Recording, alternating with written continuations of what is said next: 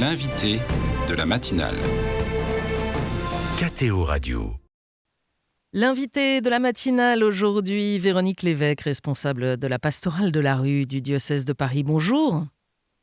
Bonjour Philippine. Merci d'être avec nous. Alors, pour la 16e année consécutive, des paroisses vont se mobiliser à Paris pour accueillir des personnes de la rue et leur offrir non seulement un abri pour la nuit, mais aussi la possibilité de reprendre confiance en elles grâce à de vraies relations fraternelles avec tous les bénévoles engagés dans cette opération. En 2023, ce sera 42 paroisses à Paris pour accueillir ces personnes. Est-ce que vous pouvez nous résumer l'esprit d'Hiver Solidaire, l'intuition ? L'intuition déjà vient du cardinal 23 qui a initié cette opération avec l'aide du père Ribado Dumas.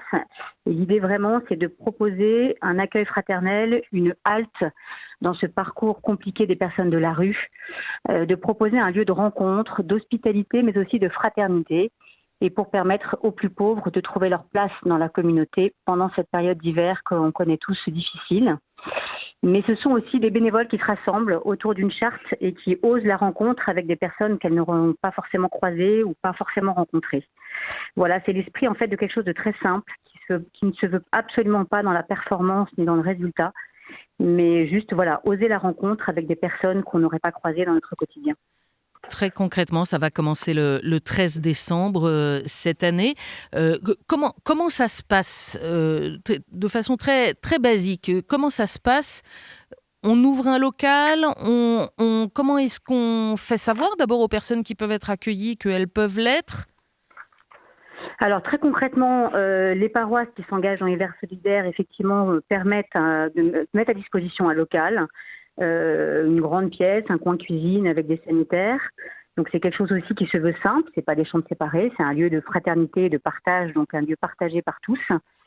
Et donc ces personnes-là arrivent à Hiver Solidaire par différents canaux, soit c'est des paroissiens qui font remonter la demande d'une personne à la rue qu'elles ont rencontrée, soit ce sont des associations partenaires qui travaille avec l'association Au Captif et à Libération, qui missionne 2 à 4 travailleurs sociaux pour accompagner socialement ces personnes qui le souhaitent. Soit c'est des paroissiens comme vous et moi qui sollicitent aussi la pastorale de la rue via le pôle solidarité du diocèse pour nous signaler ces personnes-là qui seraient en demande de cet accueil et de cette halte pendant l'hiver et à qui on transmet cette information à l'équipe sociale. Vous l'avez dit, il y a une charte Hiver Solidaire pour toutes les paroisses qui s'engagent dans ce mouvement et on s'engage vraiment, c'est-à-dire c'est tous les soirs et toutes les nuits, il y a un repas, on passe la nuit sur place, ça veut dire qu'il y a aussi des bénévoles de la paroisse qui vont dormir sur place. On n'ouvre pas seulement un local pour se tenir au chaud. Tout à fait. Très concrètement, ce sont environ 3200 bénévoles qui vont se relayer pour préparer le dîner avec les personnes accueillies, profiter d'une soirée avec jeu ou sans jeu, en tout cas d'une soirée un peu sympa, et de dormir avec eux dans la même pièce et de partager aussi le petit déjeuner avec le lendemain matin. Chacun repart vers ses horizons qui lui sont propres et tout cela s'organise avec tous ces bénévoles qui se relaient. Donc il y a des bénévoles qui vont être présents peut-être qu'une ou deux fois dans l'hiver et des bénévoles qui vont être plus présents en fonction de leurs engagements. C'est quelque chose de très à la carte et de très souple en fonction des paroisses parce qu'il faut tenir dans le temps.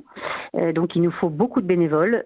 Donc c'est quelque chose qui n'est pas trop contraint en termes de présence.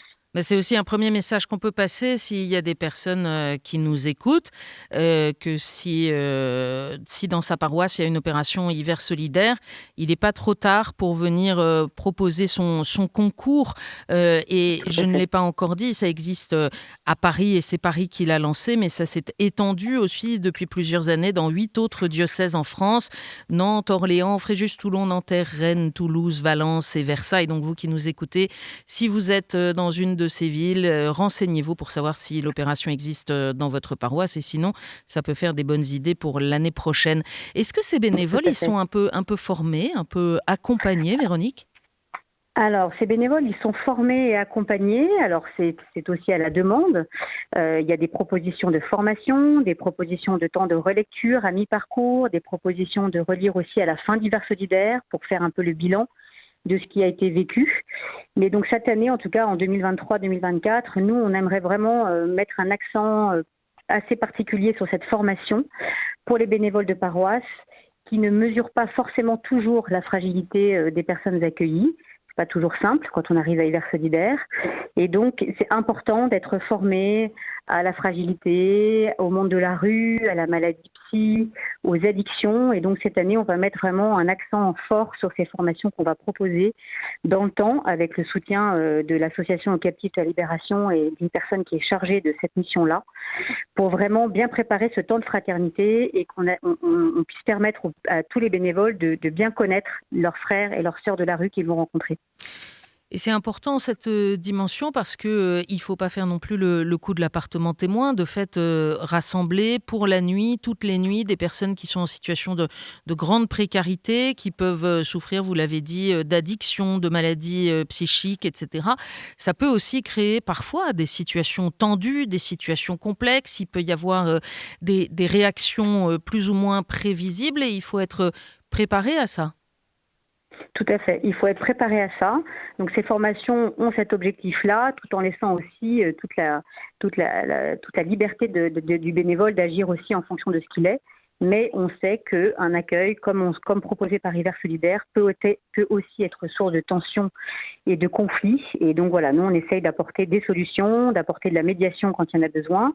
Il y a aussi des coordinateurs bénévoles par secteur de Paris qui sont là aussi pour accompagner les paroisses et répondre aussi à cette dimension d'accueil qui peut être parfois compliquée. Donc en tout cas, on essaye d'entourer les paroisses à différents niveaux pour permettre un accueil le plus fraternel et le plus convivial possible. Mais voilà, par moment, effectivement, quelques situations de tension peuvent arriver parce que les parcours de rue, on le sait, sont des parcours qui sont compliqués et les personnes accueillies sont parfois très cassées, très abîmées et donc il faut être le plus ajusté possible pour pouvoir vivre ce temps fraternel. Qu'est-ce que vous pouvez nous dire du profil des personnes accueillies et est-ce qu'il change dans le temps ? Alors les personnes changent dans le temps. Quelques personnes accueillies sont plus récurrentes à Hiver Solidaire, mais plutôt changent dans le temps. De toute façon, ce sont des hommes et des femmes isolés qui ont des parcours migratoires pour beaucoup aussi, des parcours de rue. Et donc, de ces parcours de rue, ce que je disais à l'instant, font partie l'addiction et la maladie psychique. Donc ce sont des personnes qui sont vraiment abîmées, qui sont en rupture de lien, très isolées, et qui vont se poser pour retrouver ce lien, cette amitié qu'ils ont perdue avec le temps. Donc chaque personne accueillie a son parcours, a son histoire propre, mais voilà, ce sont globalement des personnes qui sont toutes très abîmées et très éloignées de ce que nous connaissons, nous, bénévoles insérés dans la société. Alors, on sait, on a en tête le rapport du Secours catholique qui a été publié comme chaque année en octobre et qui témoigne d'un appauvrissement général dans notre pays, d'une hausse assez dramatique des situations de grande pauvreté ou de grande précarité. Est-ce que c'est quelque chose que vous observez aussi au fil des années avec Hiver Solidaire ? Oui, c'est des situations qu'on rencontre de plus en plus. C'est aussi des personnes qui n'ont pas forcément 20 ans de rue derrière elles, mais qui ont chuté suite à un accident de la vie, à une perte du travail, à une séparation. Donc c'est plus forcément, c'est ce qu'on appelait les SDF de l'époque, qui ont vécu vraiment des longues périodes à la rue. C'est des personnes qui chutent à un moment donné de leur vie et qui se retrouvent sans abri, en grande difficulté et en grande précarité. C'est de plus en plus de femmes que nous rencontrons aussi à la rue. Donc là, c'est aussi un défi pour Hiver Solidaire d'ouvrir des paroisses qui puissent accueillir des femmes. Aujourd'hui, il y en a 10 sur les 42. Et ça peut être aussi un enjeu dans les années à venir d'ouvrir plus d'accueil pour femmes. Après, il y a toute la côté des familles, mais pour lequel Hiver Solidaire n'est pas fait et pour lequel le diocèse réfléchit à d'autres solutions. Mais oui, effectivement, la pauvreté s'installe, s'ancre de plus en plus et ça devient un défi de chaque jour pour toutes les associations et toutes les initiatives dont Hiver Solidaire. On peut souligner qu'il y a une reconnaissance de l'État de ce travail qui apporte son concours à cette opération en contribuant au financement du salaire des travailleurs sociaux qui sont pour 2 d'entre eux au moins à plein temps sur toute l'année avec l'association Aux Captifs la Libération qui œuvre auprès des personnes de la rue, vous l'avez mentionné.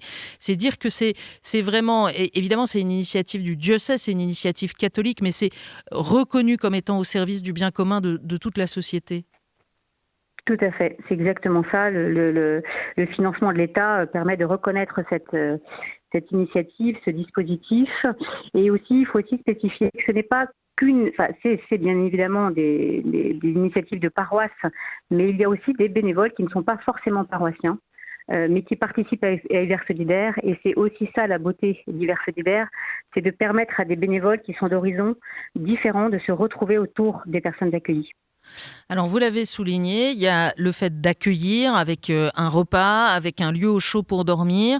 Il y a ces travailleurs sociaux qui peuvent accompagner aussi et aider à dénouer des situations compliquées. Mais le cœur d'Hiver Solidaire, c'est le lien fraternel. Et beaucoup de personnes qui ont eu ou qui ont encore l'expérience de la rue témoignent que le plus douloureux, le plus violent, au-delà de la précarité matérielle même, c'est d'avoir le sentiment de disparaître, de n'être plus, de n'accrocher plus le regard d'autres personnes.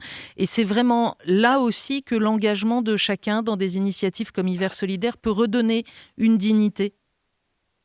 Tout à fait. Tout à fait. Hiver Solidaire, ça permet vraiment de permettre aux personnes qui le souhaitent, qui sont à la rue, de retrouver leur place dans la communauté et vraiment de leur reconnaître cette place de paroissien sur un territoire de Paris et des diocèses de Provence. Alors, je l'ai dit, ça ouvre le 13 décembre. Ça dure jusqu'à quand ? Alors chaque paroisse a ses dates d'ouverture. La majorité des paroisses, en tout cas à Paris, ouvrent pendant la période de l'Avent et ça se termine généralement c'est 3 mois d'accueil, donc ça se termine entre la mi-mars et fin mars. En revanche, les diocèses de province ouvrent plus majoritairement début janvier, puisque c'est compliqué de trouver des bénévoles qui sont disponibles sur la période de Noël. Donc les diocèses de province décalent un petit peu leur ouverture et leur accueil. En tout cas à Paris, c'est majoritairement mi-décembre, dans cette belle période de l'Avent. Au-delà de l'hiver, il y a d'autres rencontres. On prolonge, on se retrouve après pendant l'année ? Pour certaines paroisses, il y a des liens qui se créent dans le temps. Il y a des rencontres qui continuent, des propositions de week-end chez des paroissiens. Bon, ça reste des initiatives qui sont isolées. Ça, c'est pas une obligation pour les paroisses, mais pour celles qui le souhaitent et pour les personnes accueillies qui le souhaitent, il y a vraiment des liens qui sont proposés, en tout cas de continuer et de maintenir cette rencontre dans le temps. Véronique Lévesque, je pense à ceux qui nous écoutent et qui se disent peut-être zut, mais ça n'existe pas dans ma paroisse. Ça peut être un paroissien lambda, ça peut même être un curé, pourquoi pas. Et si je me dis pour l'année prochaine, ce serait chouette d'arriver à monter quelque chose, comment faut faire ?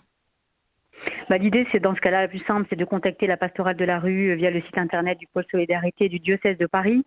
Et on pourra accompagner cette initiative, présenter la charte, proposer des formations pour les bénévoles, et puis d'aider en tout cas à créer ce dispositif en termes de nombre de bénévoles, de trouver effectivement ce local, de dynamiser aussi la paroisse par la présence du curé, de solliciter le prêtre, enfin en tout cas de proposer ce cadre d'intervention.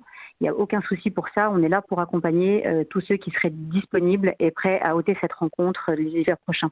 Et alors, si je découvre que dans ma paroisse, ça existe déjà, j'en ai vaguement entendu parler aux annonces de fin de messe, etc., mais je ne me suis jamais portée volontaire parce que, pour être honnête, j'ai un peu la trouille. Qu'est-ce que vous pourriez me dire ?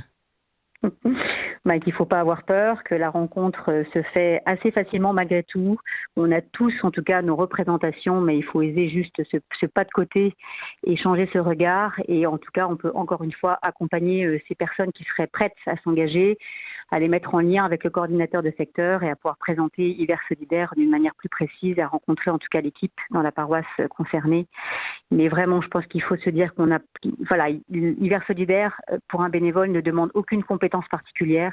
C'est juste d'ouvrir son cœur et être disponible à l'accueil de l'autre. Voilà, et puis vous l'avez dit, on peut s'investir pour quelques nuits ou de façon plus ou moins engagée selon le temps dont on dispose. Merci beaucoup Véronique Lévesque d'avoir été l'invitée de la matinale ce matin. Merci, je rappelle que vous êtes responsable de la pastorale de la rue du diocèse de Paris. Bonne journée à vous. Merci à vous, bonne journée.